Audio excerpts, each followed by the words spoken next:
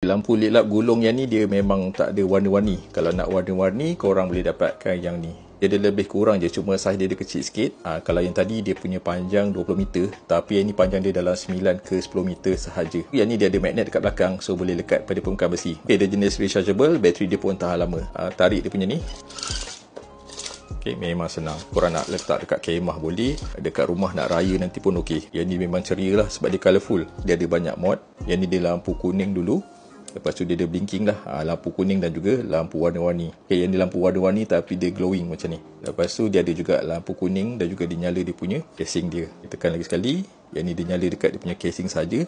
Ada satu lagi lampu dekat belakang. Yang ni boleh jadikan sebagai macam torchlight. Dia ada 3 mod. Yang ni yang terang. Yang ni dia malap sikit. Lepas tu yang ni blinking. Lampu ni dia memang waterproof sebab dia punya LED dekat dalam dia punya plastik ni.